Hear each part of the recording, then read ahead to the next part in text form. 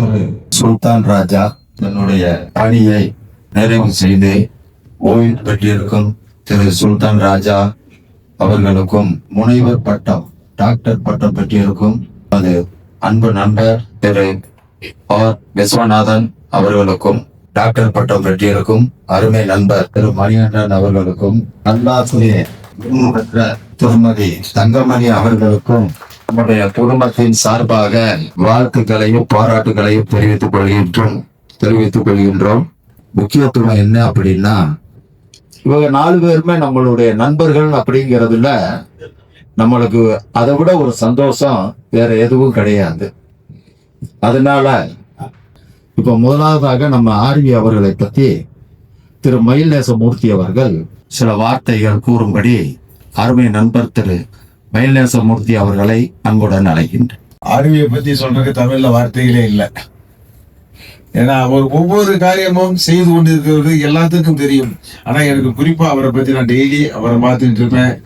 அவரை பத்தி என் பக்கத்துல நண்பர்கள் கூட எனக்கு சொல்லுவாங்க, உங்க ஆர்வி என்னப்பா இவ்வளவு நல்லதெல்லாம் செய்யறாரு, இவ்வளவு தானம் தர்மம் பண்றாரு அப்படின்னு எக்கச்சக்கமான சொல்லுவாங்க. நானும் அந்த ராமநாதபுரம் மாவட்டத்துக்கு அடிக்கடி போவேன். இப்படியும் வாரத்துக்கு 2 நாள் போய்வேன். அவங்க நண்பர்கள் ஆர்விக்கு வேண்டிய ஆளுகள்லாம் பார்ப்பேன். எல்லாம் சொல்லுவாங்க, உங்க நண்பர் ரொம்ப சிறமையா செயல்படுறாருப்பா, லயன்ஸ் கிளப்லயும் நல்ல ஒரு பெரிய பொறுப்புல இருக்காரு, ஆனா அவருக்கு இன்னும் பொறுப்பு கொடுத்தாலும் வேணான்றாரு. அதுக்கு என் நண்பர்கள் சொல்றாங்க, அவர் இன்னும் லயன்ஸ் கிளப்ல இன்னும் பெரிய பெரிய கவர்னர்களை உருவாக்கக்கூடிய தகுதியில அவர் இருக்கார். அதனால ஆர்வியை பத்தி பேசுறதுக்கு தமிழ்ல வார்த்தைகளே இல்லை என்று சொல்லி விடைபெறுகிறேன். நன்றி, வணக்கம். 9th 10th +1 +2 கல்லூரியில் படிக்கக்கூடிய வாய்ப்பு எனக்கு கிடைச்சது. அதன் மூலமா கிடைச்ச நட்பு இவ்வளவு தூரம் பறந்து விரிஞ்சு கிடக்கு. தமிழ்நாடுல உலகளவில் பறந்து கிடக்கு. இன்னும் சில பேர் படிச்சிருக்கிறாங்க, நமக்கு தெரியாது. ஒரு இடத்துல நாங்கள் பேசி சந்திக்கிறப்ப, ஏதோ ஒரு இடத்துல சந்திக்கிறப்ப, நான் எஸ்பிகேல படித்தேன்னு சொல்றப்ப கல்லூரியா அப்படின்னு ஒரு கேள்வி கேட்குறேன். கொஞ்சம் பெருமையா. ஏன்னா அந்த ஒரு இடத்த வந்து நமக்கு அந்த களம் இருக்கு, கல்லூரிங்கிற களம், அது எவ்வளோ பேரை உருவாக்கி இருக்குங்கிறது அது ஒரு புண்ணிய பூமி. நானா படிப்பு 9th ஃபெயிலு. அப்போ கூட்டி கூட எங்கள் அப்பா சேர்த்தாரு. மறுபடியும் 9th 10th +1 +2 அங்கே படிச்சு தான் ஒரு மனிதனாக மாறினேன். போர்டிங் 360 பேர், போர்டிங்கில் 360 பேர் பெட்டி வரிசையா. எங்களுக்கு எழுந்த பெட்டி விஸ்வநாதன் பெட்டி, அதுக்கு அடுத்த ஐங்கரனுக்கு அடுத்து சரவணன் அவர் தம்பி. எழுத்து முன்னாடியே காலில் குளிக்க போகிறதுலேருந்து நைட் ஸ்டடி ஹவுஸ் முடிச்சு தூங்குற வரைக்கும் இருப்பான். இந்த காலங்களில் சுல்தான் அவரும் கூட வருவா போவா வருவா. ஆனால் இந்த சின்ன வயசுல தோன்ற நட்பு இவ்வளவு தூரம் வளர்ந்து இன்னும் ஒரு அலமரமா கிளம்பிட்டு போயிட்டு இருக்கு. இன்னும் தலை வருஷம் வளர்ந்து சந்ததிக்கு இது போய் நல்லபடியாக நம்ம எல்லாரும் இதே கொடுகையில், எத்தனையோ கொடுகையில் இன்னைக்கு காத்திருக்கிறதுக்காக வரக்கு. சுல்தான் ராஜாவை சொல்ல போனோம்னா, ஏதாவது ஒரு விஷயம் சொல்லணும்னா உடனே நான் வரேன் அப்படின்பாரு. கலந்து கொள்வதில் ஒரு ஆர்வம் உள்ள ஒரு நபர். அதனால அவரோட நாம் கொஞ்ச நாள் தான் வாய்ப்பு கிடைச்சது. இப்போ படிக்கிற காலங்கள், இப்போ காலத்தில் தான் நம்ம நெருங்கி எல்லாத்துலேயும் பழகிறோம்.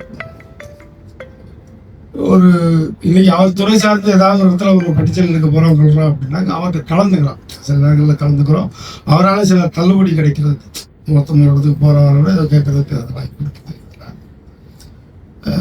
ஒரு அருமையான பழகக்கூடிய ஒரு நல்ல நண்பர் நம்மளோட இருக்கார். அவரோட பழகிறதுக்கு நமக்கு ஒரு வாய்ப்பு கிடைத்ததுக்கு இறைவனை பிரார்த்திக்கிறோம்.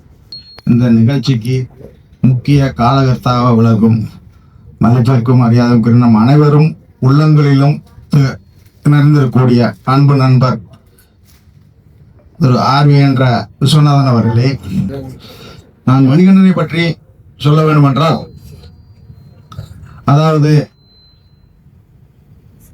தலைவர், அதாவது நம்மளோட தலைவர் ஆர்வி என்ன சொல்றாரோ அதை அடுத்த செகண்டே அத்தனை பேர்த்துக்கு உட்காந்து எல்லாரும் பண்ண முடியாது.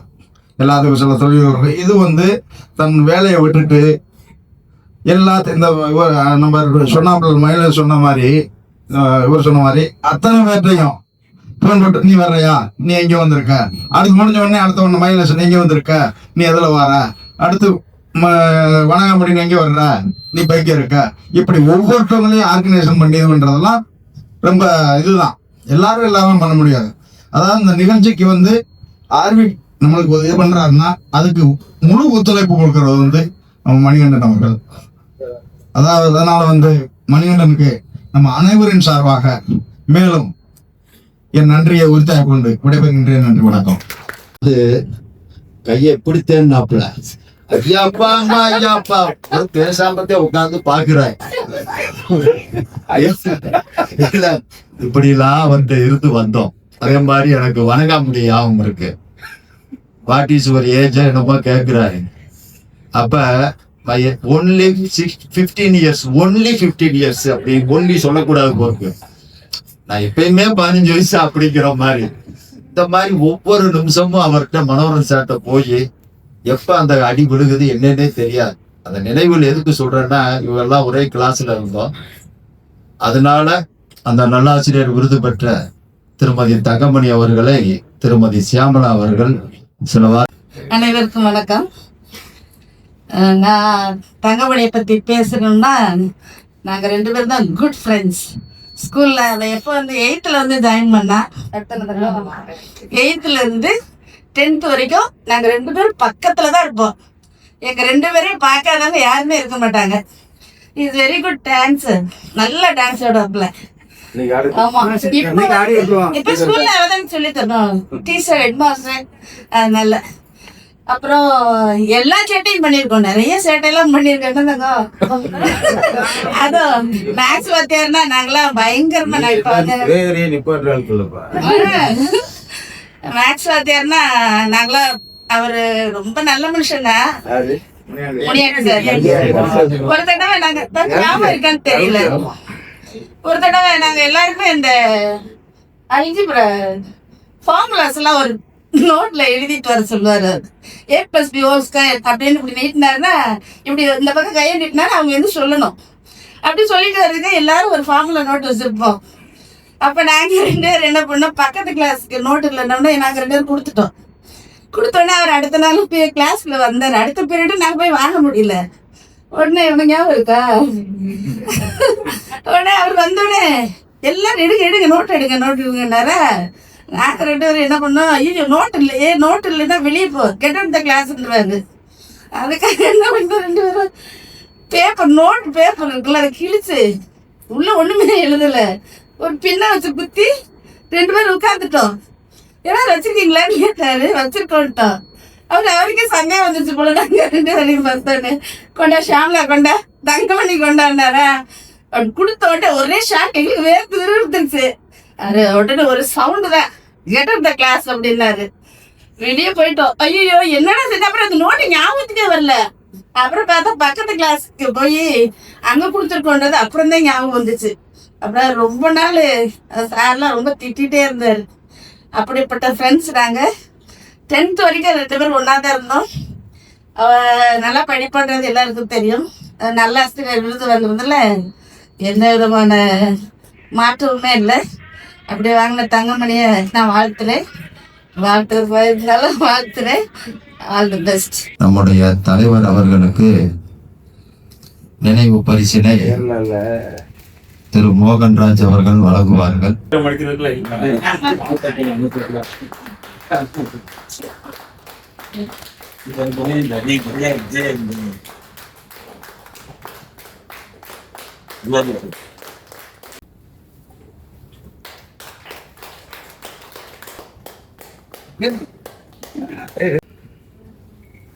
Clap.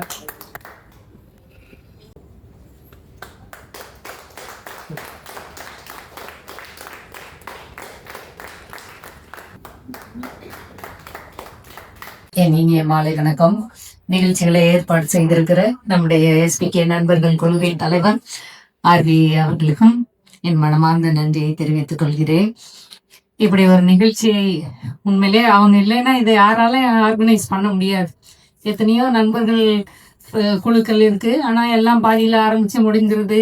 அல்லது ஒரு சரியான முறையில நடக்கிறது இல்ல. ஆனா நமக்கு ஒரு 2 நாள் 3 நாள் இதை வெற்றிகரமா நடத்துறதுக்கு எல்லா ஏற்பாடுகளையும் செய்யறது அவங்க ஃப்ரெண்ட்ஷிப் மேல எவ்வளவு நம்பிக்கை வச்சிருக்காங்கன்றது நம்ம பார்க்க முடியுது. அதனால அவர்களுக்கு என் மனமார்ந்த வாழ்த்துக்களையும் நன்றியும் தெரிவித்துக் கொள்கிறேன். படிக்கிற காலத்துல நண்பர்களா இருந்தோம். 15 இயர்ஸ்ல கூட நம்ம இவ்வளவு நட்பா இருந்ததில்லை. ஆனா 50 இயர்ஸ்க்கு பிறகுதான் நம்ம என்ன செய்யறோம், உண்மையிலேயே பெரிய நண்பர்களா இருக்கோம். உறவுகளுக்கெல்லாம் மேற்பட்ட ஒரு நட்பு இது. உறவுகள் எல்லாரும் எப்பயும் கூட இருப்பாங்க. ஆனா பங்காளி பிரச்சனை, அது எனக்கு செய்யல, இது எனக்கு செய்யல, இப்படி எத்தனையோ பிரச்சனைகள் வர வாய்ப்பு இருக்கு. ஆனா நம்ம இந்த நண்பர்கள் குடும்பமானது என்னைக்குமே ஒரு மகிழ்ச்சியை தரக்கூடியதாக இருக்கிறது. நமக்கு இல்ல போட்டி இல்ல, பொறாமை இல்லை, எந்த பங்காளி சண்டையும் இல்லை. அதனால ஒரு நிறைவான உண்மையிலே ஒரு மகிழ்ச்சியை தரக்கூடிய ஒரு நிகழ்வாக இது அமைகிறதுக்கு உங்கள் எல்லாருக்கும் நான் என் நன்றியை தெரிவித்துக் கொள்கிறேன்.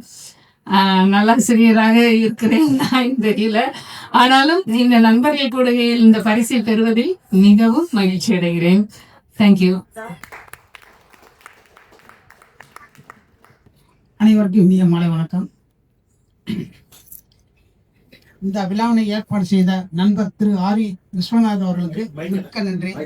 இந்த விழாவை ஃபர்ஸ்ட்ல இருந்து எப்படி ஆர்கனைசர் பண்ணணும், எப்படி நம்ம வழிநடத்தி போகணுங்கிறதுக்காக அந்த ஆர்வியை ஃபர்ஸ்ட்ல இருந்து நம்மகிட்ட கம்யூனிகேட் பண்ணிருக்காங்க. அதே மாதிரி நல்லபடியாக முடிஞ்சிச்சு. எனக்கு இந்த டாக்டர் பட்டம் வழங்குறதுக்கு நான் நினைச்சோட பார்க்கவே இல்லை. டாக்டர் பட்டம் வாங்குவோம். நான் ஃபர்ஸ்ட்ல ஆர்டியில் பண்ண சர்வீஸ் ப்ளஸ் போலீஸ் பண்ண சர்வீஸ், எக்ஸர்வீஸ் பண்ண பண்ண சர்வீஸ் எல்லாம் சேர்த்து அவர்கிட்ட கொடுத்தாச்சு. அவர் இந்த ரெக்கமெண்ட் பண்ணி இதை வாங்கி கொடுத்தாரு. நான் வாழ்நாள் முழுவதும் நான் மறக்க மாட்டேன். என் கூட பிறந்தவங்க கூட அந்த மாதிரி என் சாமி சேர்த்ததில்ல. என்னுடைய சொந்த பிரசத்துலேயும் சரி, பொது நலத்திலையும் சரி, சுயநலத்தில் கூட அவர் எனக்கு ஒரு தீங்கு கூட நினைச்சதில்லை.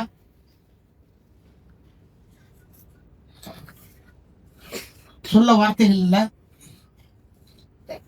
நம்ம நண்பர்களுக்கு அதே மாதிரி எந்த குறையும் வைக்கல. அவர் யார் என்ன சொன்னாலும் சரி, எந்த நேரத்திலையும் சரி, எப்போ உங்களுக்கு என்ன ஹெல்ப் வேணாலும் கூட யார் மூலமானாலும் சரி, அவர் டைரெக்டாக அவர்கிட்ட கேட்க வேண்டிய அவசியம் கிடையாது. இன்னொரு மூலமாக வந்தால் கூட அவர் பண்ண தவறவே மாட்டார்.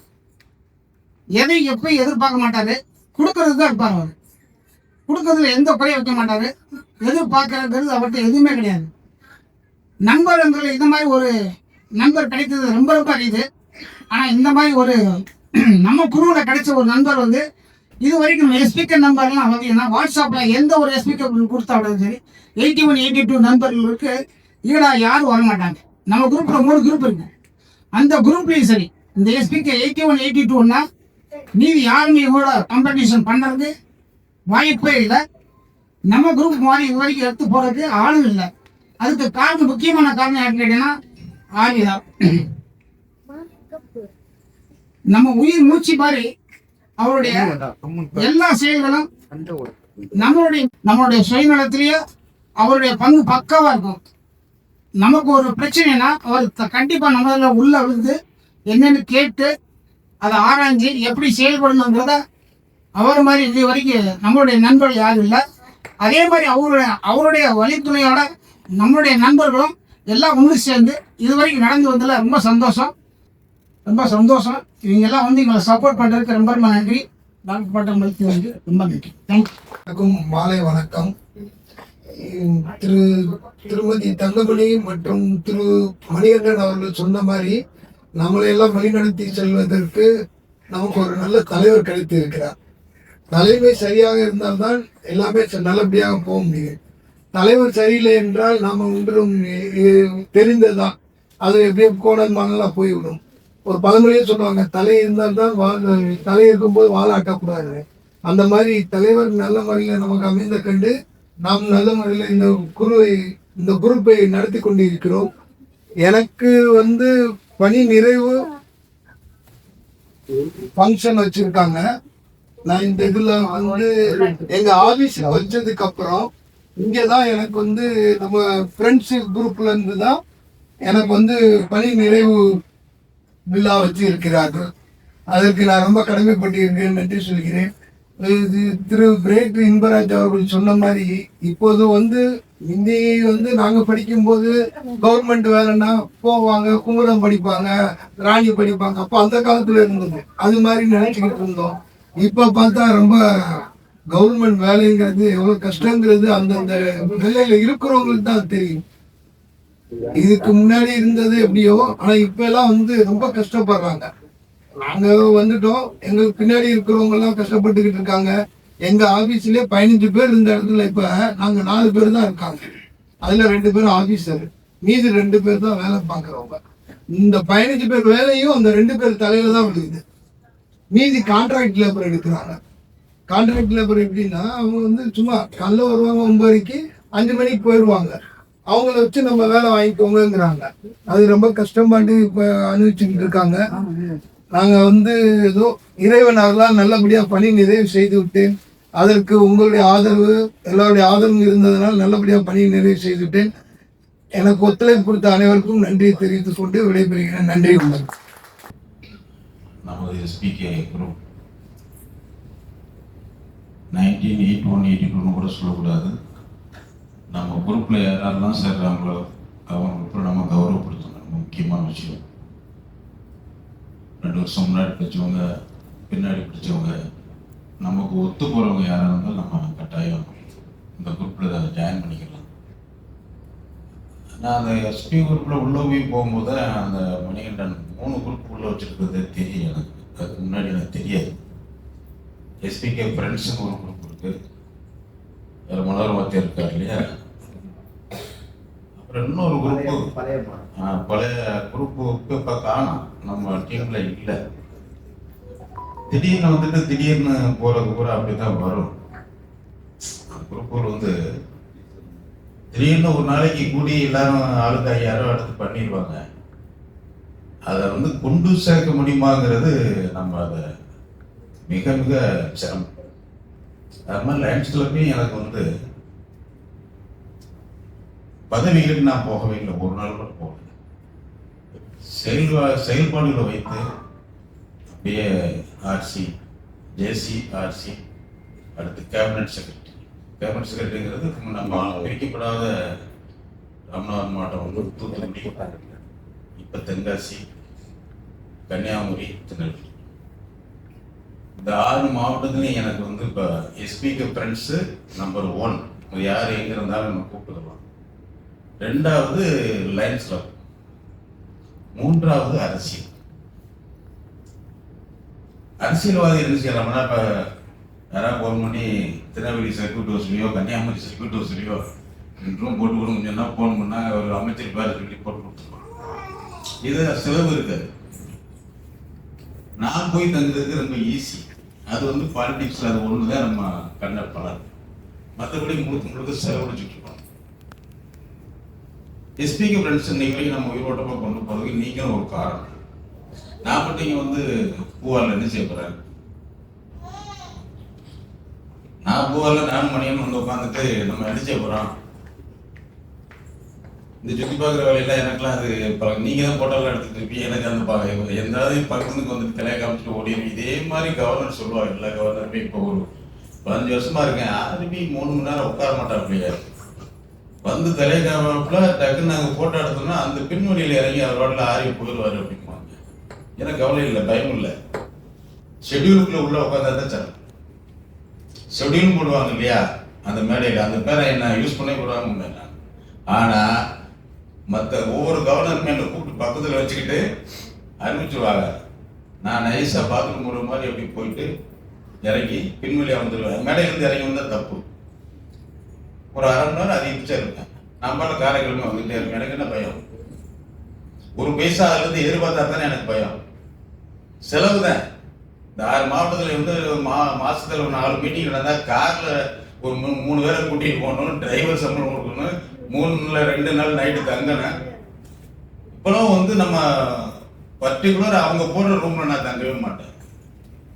எனக்குன்னு செப்பரேட்டாக குற்றாலம் போனாலும் சரி, திருநெல்வேலி போனாலும் சரி, கன்னியாகுமரி போனாலும் சரி, எந்த ஊருக்கு போனாலும் சரி, தூத்துக்குடி போனாலும் சரி, எனக்கு ஒரு டீம்னு ஒன்று வச்சுருப்பேன். அது எஸ்பிகே ஃப்ரெண்ட்ஸாக இருக்கலாம், லயன்ஸ் கிளப் இருக்கலாம்.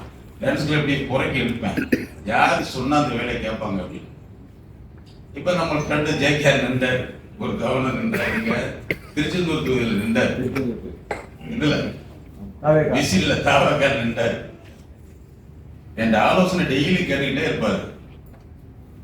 இப்ப 5000 ஓட்டுல மனிதா ராதாகிருஷ்ணன் தோத்து போயிட்டார். ரொம்ப அற்புதமான ஆளு ஜெயகார் சிற்பன் சொல்லிட்டு உங்களுக்கு 12 மாவட்டத்தில் அவர் தோத்தவனா நான் என்ன சொன்னேன்னா, நீங்க பயப்படாதே, அமைச்சராக முடியாது, அவ்வளவுதானே கவர்னர், வாரியம் போடுவாங்க, இதுல செலவழிச்சு இல்ல இன்னொரு 15 லட்சம் ரூபாய் வாரியத்தில் புஷி ஆனதில் கொடுத்து வாரியத்தை வாங்கிருங்க, அதுக்கு நான் வந்து சென்னையில வந்து 5 நாள் தங்குறேன் அப்படின்னு. அவருக்கு சந்தோஷம் தாங்க முடியல, இப்பவும் சென்னையிலே தங்கியிருக்காரு. காரணம் அந்த ஆலோசனைகள் அவங்களுக்கு தெரியாது, திடீர்னு அரசியல் போனா தெரியாது இல்லையா. நமக்கு வந்து அனுபவங்கள் தான் கற்றுக் கொடுத்தத தவிர எல்லாத்துலயுமே சட்ட பிரச்சனை எல்லாத்துலயுமே மின்சாரத்தை நடத்தினேன். அதாவது கவர்மெண்ட் எந்தெந்த இதெல்லாம் அலோவ் பண்ணலையோ அந்த தொழிலை பூரா நான் பண்ணதுனால தான் எனக்கு இன்னைக்கு அனுபவம். வீடியோ தேட்டர் நடத்தினேன், ஃபார்மேஷன் ஒன்று சித்திரா ஃபார்மேஷன் நடத்தினேன். இதெல்லாம் வந்து கவர்மெண்ட் அலோடு கிடையாது, ஹைகோர்ட் ஆர்டர் வச்சு பண்ணிட்டு இருந்தேன் எல்லாமே. அதுல கொஞ்சம் கொஞ்சமா நேம் கிரியேட் ஆன உடனே ஒரு காலத்துல வந்து இனிமே இந்த பிசினஸ் வேண்டாம் அப்படின்னு விண்டுமில் ஒண்ணு அப்பா வச்சு, அந்த விண்டுமில் தான் எனக்கு கடைசி வரைக்கும் கை கொடுத்தது. அதுல அரசியல் இல்லை, எதுவுமே இல்லை. அமைச்சர் மாதிரி யார் வேணாலும் இன்னைக்கு யாரு எங்க இருக்குன்னு கேட்பாரு. ஆனா நான் விண்டுமில் மீட்டிங்ல கன்னியாகுமரி போயிட்டு இருப்பேன், அதோட சத்தம் நான் வந்து இந்த ஒரு மனோதரி யாருக்கும் வந்து நம்ம எப்படின்னா கட்டுப்பாட்டுல நான் போறதில்லை. இதுதான் எனக்கு வந்து மேக்சிமம் நிறைய விஷயங்களை கற்றுக் கொடுத்தது. உள்துறை அமைச்சர் ராஜ்நாத் சிங் போய் அவார்டு வாங்கியிருக்கேன் விண்டுமில் மூலமா. விண்டுமில்ல வந்து 3 ஜோன் இருக்கும், கிழக்கு மாநிலம், தென்கிழக்கு மாநிலமா அது ஒண்ணு, நார்த்து சவுத்து, 3 பேருக்கு அந்த அவார்டு கொடுத்தாங்க விண்டுமில்ல. எனக்கு வந்து சவுத்துங்கிறது நமக்கு வந்து 6 ஸ்டேட் நினைக்கிறேன். சவுத்துல பெஸ்ட் அச்சீவ்மெண்ட் அவார்டு உள்துறை அமைச்சராக இருந்தார் ராஜ்நாத் சிங். இப்போ அமைச்சராக இருக்கார். ஃபர்ஸ்ட் வந்து போனதுல உள்துறை அமைச்சராக இருந்தார். அதுக்கு முன்னாடி மன்மோகன் சிங் ஆந்திராவில் வந்து அனந்தபுரியில ஒரு கம்பெனி நல்ல போட்டு கொடுத்தாங்க, அதை பார்த்துட்டு இருக்கேன். இதே ஒன்று தான் நிறைய கம்பெனிகள் வந்து பார்த்துட்டு விட்டுட்டு போன ஊருக்கு என்கிட்ட கொடுத்தாங்க. ஹில்ஸ் மலை மேல இருந்து போய் டவர் படுத்துருவாங்க இல்லையா, இவங்க ஊரை விட்டுட்டாங்க. நான் என்ன பண்ண, அந்த ரிஸ்கை எடுத்து கழுதைகள் இருக்கு இல்லையா, கழுதைகளில் ஏற்றி அது கேரளாக்கார இருக்கா மலையாளி செஞ்சுவாங்கன்னா ஒரு பாக்கு மரத்துலேருந்து இன்னொரு பாக்கு மரத்துக்கு தகவல் கீழே இறங்க மாட்டாங்க. அந்த பாக்கு இருக்கு இல்லையா மலையாளிஸில் வந்து, இது நான் ஏற்கனவே பார்த்துருக்கேன். விண்டுமில்ல வந்து நம்ம குட்டிகாலம், ஆலப்புழா, மலப்புரம் 6 மாவட்டத்தில் பார்த்தேன் கேரளாவில். அதுக்கு அங்கே பூரா எல்லாமே பள்ளங்கள். இந்த அனுபவம் எனக்கு இருந்தது, ஆனால் செலவு கூட. அப்போ நான் கொட்டேஷன் கொடுத்தேன். எப்படின்னா, நீங்கள் லேபர் இருக்கீங்க இல்லையா தமிழ்நாடு, நான் எனக்கு ஏன் டீம் தான் பார்க்க முடியும், மற்றவங்களை புதுசாக கொண்டு போய் மேலே ஏற முடியாது இல்லையா. அங்கே போய் ஒர்க்கு ஸ்டார்ட் பண்ணுறாரு, இந்த மாதிரி கம்பெனி வருது அப்படின்னு சொன்ன உடனே கம்யூனிஸ்ட் வந்து என்ன சொல்லுவாங்க, நான் அவன் வேலையை பார்க்க மாட்டாங்க, இங்கே வேலை பார்த்தீங்கன்னா எனக்கு பக்கு விடுமா கேரளா. மற்ற ஆந்திராவில் இந்த ஸ்டேட்டில் கர்நாடகாலாம் பார்த்துருக்கீங்க, எந்த பிரச்சனையும் இஷ்யூஸ் கிடையாது. அப்போ ஹில்ஸில் என்னடா பண்ணுறேன்னு இப்போ கேரளாக்காரனை கொண்டு போயிட்டேன், நம்ம டீமும் போயிருக்கு. இந்த பார்க்கமான தாவரம் கொண்டு போயிட்டேன். அவன் நீங்க என்ன நினைச்சுக்கிட்ட 50 மூட்டை சிமெண்ட்டை வந்து 2ஆ பிரிக்கலாம், 25 கிலோ தூக்கிட்டு கிட்டத்தட்ட 1200 அடி மலையில ஏறான். எங்களுக்கு 1 மாசம் டைம் கொடுத்தாங்க அந்த டவரை மாட்டுறதுக்கு. அது ஒரு சேலஞ்சா அப்படின்னு சொல்லிட்டு நஷ்டம். ஃபர்ஸ்ட் டவர்ல எனக்கு நஷ்டம், செகண்ட் டவர்ல எதை மிச்சப்படுத்தலாம் அப்படின்னு சொல்லிட்டு அப்படியே அவங்ககிட்டே ஐடியா கொடுத்து அவங்ககிட்டயே தங்க வச்சு அதில் ஜெயிச்சதை என்னை வந்து பிரதமர் மன்மோகன் சிங்கிட்ட போய் அவார்டு வாங்கி கொடுத்தாங்க விண்டுமில்ல.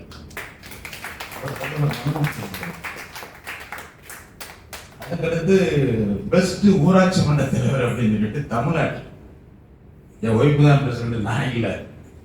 அவங்க பேரில் தான், அதான் லோக்கல் எல்லாம் பார்த்துக்குவாங்க. அதில் வந்து இவங்க கலெக்டரில் ரெக்கமெண்ட் பண்ணி ரோசையா கவர்னர் இருந்தார் நினைக்கிறேன். ரோசையா கவர்னர் இருந்தார் இல்லையா, அந்த பீரியடில் பெஸ்ட் பிரசிடென்ட் சொல்லிட்டு, அப்போ கூட நான் கேட்டேன், கலெக்டர் கேட்டேன், சார் ஒய்ஃபு வர முடியாது, நான் போகலாமான்னு கேட்டேன். நோ நோ நோ, நீங்கள் 2 பேரும் போய் ஆகணும் அப்படின்ட்டு. 2 பேருக்கு அலோடு உண்டா? கரெக்டாக பெர்மிஷன் வாங்கி கொடுக்குறதுக்கு காளியஸ்ரீ விஸ்வநாதன் அப்படின்னு போட்டு, காளியஸ்ரீ கமா விஸ்வநாதன் அப்படின்னு போட்டு உள்ள, அதெல்லாம் அந்த வேலை நான் பார்ப்பேன் கவர்னர் ஆஃபீஸில், நமக்கு தெரியாது. இப்போ காளியஸ்ரீ விஸ்வநாதன் வாங்கினா நாங்கள் 2 பேரும் போயிட்டோம். கவர்னர் இந்த பக்கமும் ரோசியாட்டன் இருந்து, அது வந்து பெஸ்ட் பிரசிடென்ட் தமிழ்நாட்டில். காரணம் வந்து, அதுக்கு மெயின் காரணம் என்னன்னா, முதல்ல பஞ்சாயத்துல கூட டீப் லைட்டும் போடுவாங்க. 2 நாள் 3 நாள் மழை பெஞ்சுன்னா சோக்கு அடிச்சுக்கிட்டே இருக்கும். இவன் மாற்றி மாற்றி பிரசிடண்ட் அதில் கைது போட்டு பில்லு எடுத்துக்கிட்டே இருப்பாங்க. நான் வந்த பண்ண அதான் தமிழ்நாட்டிலே ஃபர்ஸ்ட் செஞ்சது எல்இடி பல்பு. அப்போ பெங்களூர்ல ஆர்டர் பண்ணி என் பஞ்சாயத்துல வந்து ஒரு 650 பல்பு தெருவுக்கு 4 லட்சம் ரூபா. பஞ்சாயத்துல பண்டு இல்லை. நான் வீடு விட்டு ஒரே வார்த்தை சொன்னேன், நான் செஞ்சிடறேன், எனக்கு தொழில் இருக்கு, பணம் வந்துட்டு இருக்கு, பட் எப்பாவது இடத்துல பஞ்சாயத்துல பணம் வரும்போது கொஞ்சம் கொஞ்சமா அதை கொடுத்துருங்க அப்படின்னு சும்மா ஒரு ஓரலாம் வாய்மொழி உத்தரவு. திடீர்னு பணம் கேட்டால் கொடுக்க மாட்டாங்க இல்லையா சார். அப்போ கலெக்டர்கிட்ட கொஞ்சம் கண்காணிச்சு வாங்கி சைன் பண்ணி கொடுங்க சார். சைன் பண்ணி கொடுத்தேன், கிட்டத்தட்ட 6 மாதம் ஆயிடுச்சு. ஆனால் இந்த டீப் லைட் பூரா அவளையும் கம்ப்ளீட்டா கலட்டி கொண்டு வந்து டோட்டலா ஈபியில ஒரு 10 லேபர் எடுத்து 3 நாள்ல வந்து எல்லா இடத்தையும் எல்இடியா மாற்றி விட்டேன். இதுதான் எனக்கு ஃபர்ஸ்ட் பிரசிடென்ட். புதியதாக நம்ம வந்து சிந்திக்கணும் தவிர ஏற்கனவே செஞ்சவனையும் செஞ்சுக்கிட்டு இருக்கிறது இல்லை. அது மாதிரி பஞ்சாயத்துல ஃபர்ஸ்ட் டிராக்டர் நான் வாங்கி கொடுத்தேன். பஞ்சாயத்து பண்ணப்போ அவங்க வந்து போட்டு மாசத்துல 30,000 40,000 ஏதாவது ரசீது போட்டு குப்பாருன்னு அது பண்ணிட்டே இருந்தாங்க. நான் பியூர் ஆனஸ்ட் ஆக்டிங் காசு வாங்க மாட்டேன். ஆனா வார்டு மெம்பர் கூட்டம் நடக்கும்போது ஒவ்வொருத்தரும் கவர்ல போட்டு 2,000 ரூபாய் கையில் கொடுத்துருவேன். சரி தலைவர் சொல்லிட்டாருன்னா கையில் போட்டு அவன் மாட்டோம் போயிடுவான். கூட்டமே நடத்த மாட்டேன். தீர்மானம் இல்லைங்க, கிளார் கையில் வச்சிருப்பேன். சும்மா போய் தலையை காமிச்சிட்டு ஒய்ஃப் தானே பிரசிடென்ட். அதனால இப்போ முதல் நாளே கிளார்க் வந்து கவர் கொடுத்துருவேன். வார்டு மெம்பர் 12 வார்டு மெம்பர் இருக்கான், 2,000 ரூபாய் தலைவர் கொடுத்துருக்காரு. இவனே போய் கையெழுத்து வந்துருவேன். எல்லா வார்டு மெம்பர்கிட்ட கூட்டம் நடந்ததாகவே ரெக்கார்டு பண்ணிட்டு கையெழுத்து பண்ணுவோம். சீலை போட்டு வீட்டுக்காரையும் போக மாட்டா, சீலை போட்டு வீட்டில் வந்து கையெழுத்து வாங்கி போயிடுவாங்க. இது கலெக்டர் வரைக்கும் ஒரு நாளைக்கு நல்ல ஒரு நேம் வந்ததுனால பெஸ்ட். அதனால ஒரு துறையில போறது பெரிய விஷயம் இல்லை. அந்த துறையில எந்த மாதிரி நம்ம நுணுக்கமா போகணும், பிறகு செஞ்சு, அதாவது அடுத்தவங்கள மாதிரி வாழணும்னு நினைக்க கூடாது. அதான் முதல்ல தப்பு. இப்போ கணக்கிட்ட என்ன பண்ணணும்னா, கணக்கு காரு அடுத்த காரு போதுனா எல்லாருக்கும் பின்னாடி நிற்பான், யாரும் பின்னாடி நிற்பான். காரணம் அவருக்கே தெரியும், அமைச்சருக்கு ஆர்விக்கு அதே தான் பின்னாடி வரணும், அதுக்கு பின்னாடி 10,000 ரூபா வருவாங்க. ஏன்னா அந்த ஆண்டு நம்ம காசுக்கு எதிர்பார்த்து நினைக்கிற நீ எவ்வளோ நாள் கூட நின்றது இல்லை, செலவழிச்சு தான் இருந்தேன். அது மாதிரி நட்பு வந்து நல்ல மனுஷன். அமைச்சர்ல வந்து இன்னமும் சம்பாதிச்சாலும் நட்புக்கு அருமையான அமைச்சர் ராஜகணம். அரசியல் அது ஒரு மாதிரியா போயிடுச்சு. இப்ப நம்ம கடைசியில நம்ம தொடர்வது ஃப்ரெண்ட்ஸ் லைன்ஸ்ல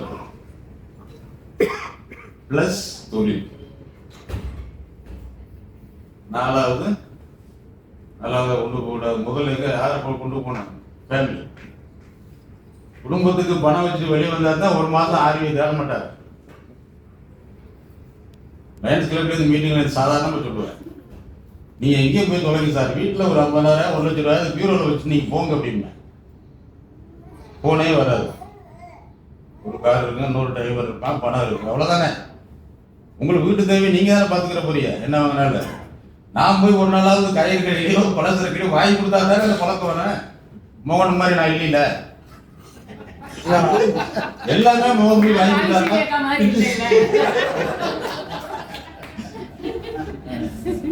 ஒவ்வொருத்தருக்கும் ஒரு ரோல் மாடல் இருக்கு. அது எல்லாரும் எல்லாம் பண்ண முடியாது. அது இறைவனுக்கு கொடுத்ததா இருக்கலாம் நான் சொல்றது. இப்ப இது வரைக்கும் வீட்டுல இருந்து இன்னும் ஒரு 10 நாள் எங்கேயும் தங்கினா கூட வீட்டுல இருந்து போன் வராது. காரணம் நம்ம நடந்துக்கிற விதம். சந்தேகம் வந்துருச்சுன்னா குடும்பம் கெட்டு போயிடும். சந்தேகம் வந்துருச்சுன்னா காலத்துக்கு அந்த மனசுல அழியாம இருக்கும். நேத்தோட அவங்க வீட்டுக்காரர் என்ன அந்த ஒரு பொண்ணு பைக்ல ஏற்றிட்டு போச்ச நேற்று கார்ல உங்க வீட்டுக்காரரை பார்த்தனே அப்படின்னு சொன்னேன்னா முதல் கவலை யாரு படுறதுன்னா மனைவி தான் படுறது. அதனால மனைவியை நீங்க அசாதாரணமா நினைக்காதீங்க. 100% ஃபர்ஸ்ட் குடும்பத்தை சரியா வச்சாதான் நான் வெளியில போக முடியும்.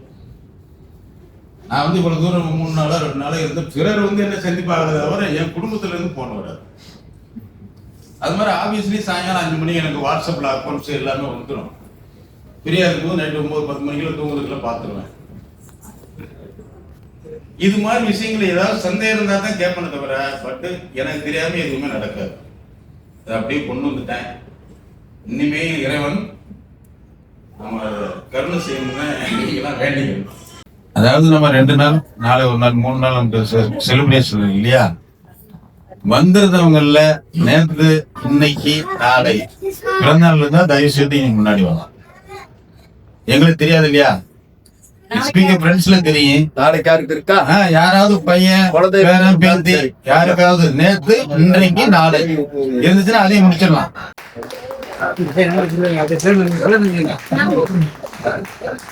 May God bless you, dear. May God bless you, dear. May God bless dear mama. May God bless you, dear.